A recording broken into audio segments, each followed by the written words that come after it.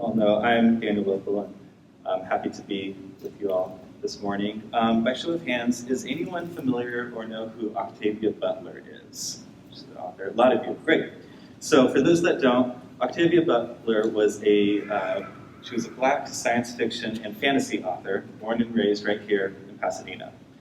She has won multiple Hugo and Nebula Awards, which are the highest honors in science fiction and fantasy. And you can find her name all around Pasadena. There's a bookstore just uphill, right past Millie's Cafe, if you're familiar with it, called Octavia's Bookshelf. The Washington Steen Junior High's library is named after her, and all around town you can find her image or see things named after her, little plaques. So that's a fun little Easter egg hunt that you can have as you explore Pasadena. She just pops up all around. One of her most notable books is titled Parable of the Sower. Has anybody read it? Okay, so you might know where I'm going with this.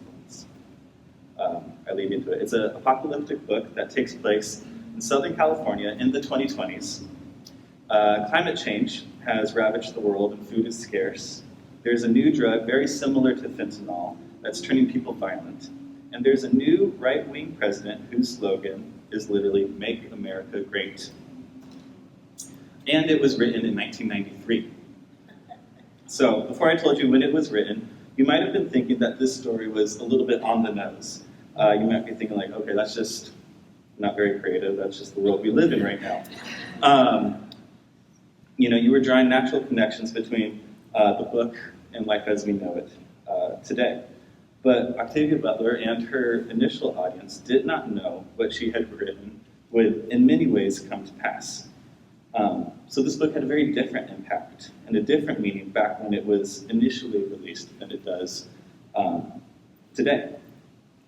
And so if you were to study this book in an academic sort of setting, one of the ways you might study it is try reading it as if you were reading it back in 1993. You might study what was happening at the time. You might look up what the events were. In 1993, you might learn that Donald Trump testified before Congress against Native American casinos, saying that these casinos would just be fronts for organized crime. And he called the owners' heritage into question, saying, quote, "They don't look like Indians to me." These are just one of the many things you might learn about the year that this book was published. And then as you studied the book, you would take off this lens where you imagine what it was like to read it years ago, and you would compare that experience to what it's like to read the book today and see how well the book has aged. You would just see how prophetic Butler, unfortunately, was. And it's this sort of mental exercise that I would like us to join in as we study our text from Isaiah today. I'm going to read our text now, and for a moment, try to consider what it might have been to an audience who is still waiting for Jesus to come. And for a moment, try to just not assume that the text is talking about Jesus, because remember, this audience didn't know Jesus. Jesus hadn't arrived yet. So here is Isaiah 42, 1 through 9. "Here is my servant, whom I uphold, my chosen, in whom my soul delights. I have put my spirit upon him. He will bring forth justice to the nations. He will not cry out or lift up his voice, or make it heard in the street. A bruised reed he will not break, and a dimly burning wick he will not quench. He will faithfully bring forth justice. He will not grow faint or be crushed, until he has established justice in the earth, and the coastlands wait for his teaching. Thus says God the Lord, who created the heavens and stretched them out, who spread out the earth and what comes from it, who gives breath to the people upon it, and spirit to those who walk in it. I am the Lord, I have called you in righteousness. I have taken you by the hand and kept you. I have given you as a covenant to the people, a light to the nations, to open the eyes that are blind, to bring out the prisoners from the dungeon, from the prison, those who sit in darkness. I am the Lord, that is my name. My glory I give to no other, nor my praise to idols. See, the former things have come to pass, and new things I now declare. Before they spring forth, I tell you of them." The word of the Lord. Now, as I read that text, I'm sure you wanted to draw the natural connection to Jesus, right? I certainly did when I read this text as I prepared for today. Our text says, "Here is my servant whom I uphold, my chosen, in whom my soul delights. I have put my spirit upon him. He will bring forth justice to the nations." When I hear that, I think it's obviously talking about Jesus, right? I mean, the connection is there to be made because in the story of Jesus' baptism, this is the text that is quoted. That connection is supposed to be made. And so it's a natural connection to make. But it's not one that was necessarily made by Isaiah's audience because Isaiah was written hundreds of years before the birth of Christ. So what was the author of Isaiah thinking when he wrote this? And how did his audience understand the text when they first read it? There are two general ideas of who the servant is that our text refers to.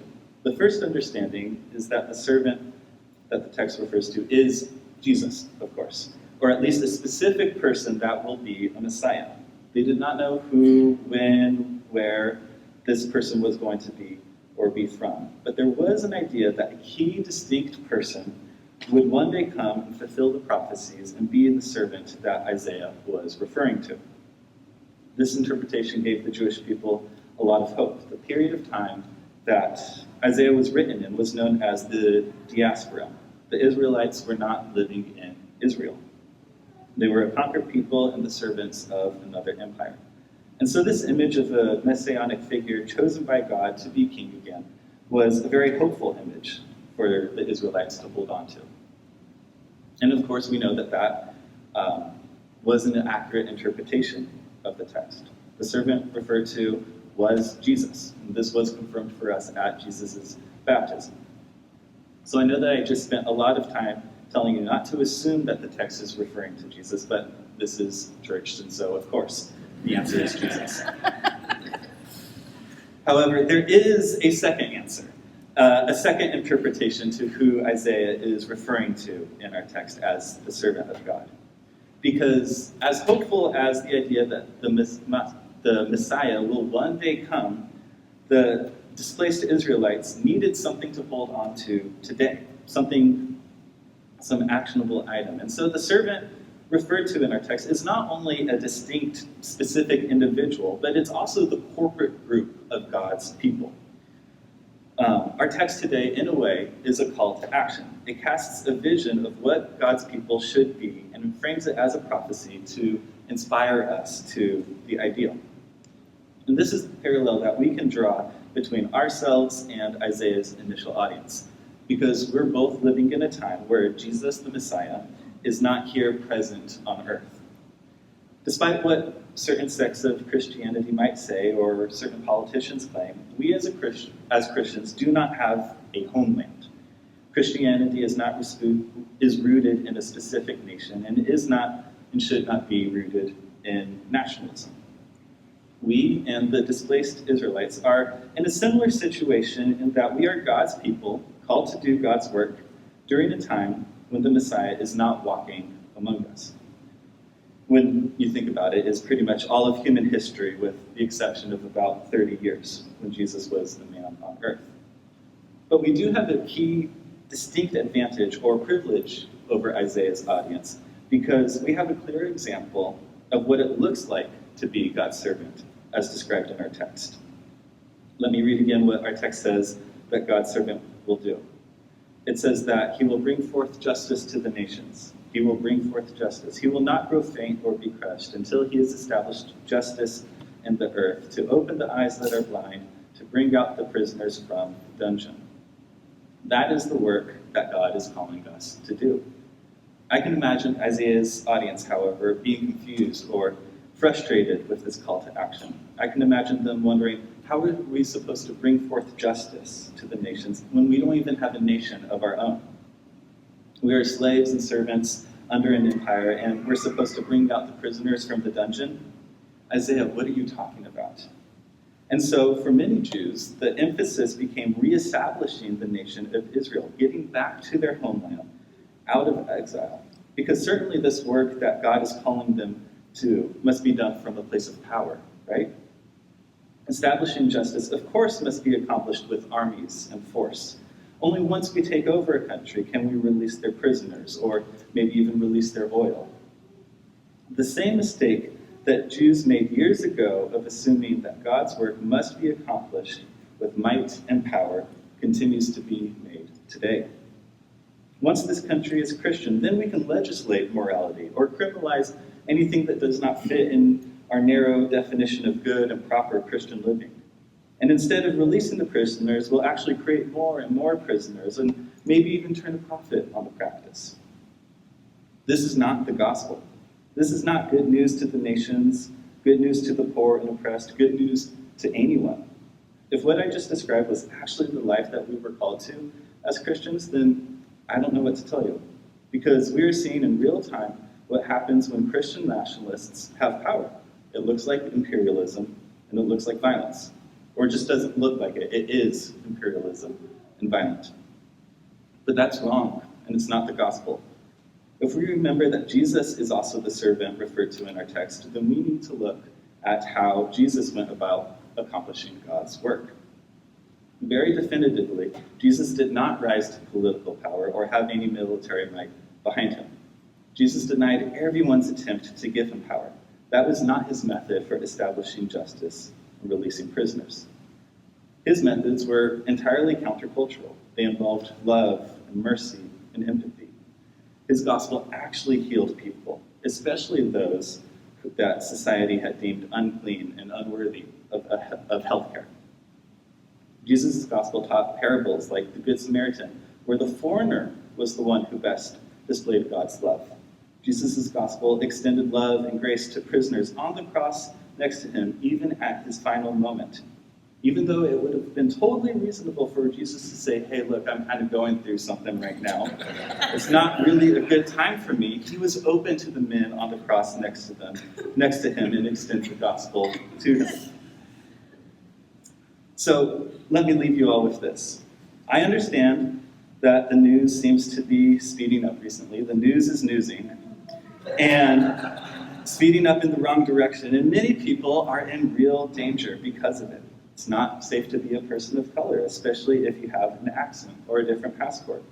It's not safe to be a member of the LGBT community. It's not safe to be living in the Ukraine or Palestine. Venezuela and Greenland are also precarious. Iran and Syria are also dangerous places to live right now. And I want to leave you with the hope and reminder that Jesus has come and that his good news, his message, is actually good news. Jesus' gospel is good. In the simplest of terms, the gospel is good news for all. The gospel does establish justice and release prisoners. We have the example of Jesus and the canon of saints who have followed in his example to remind us of this. And we know that Jesus is coming back. This is, and I hope will be, a hopeful message. And so it is our job and duty to continue in Jesus' work. There's lots to be done. The forces of empire, of bigotry, of racism, of hate are strong and restless. Our job is to resist it and resist the temptation to fight power with power. Our work is not accomplished from the place of political power or financial influence or military might.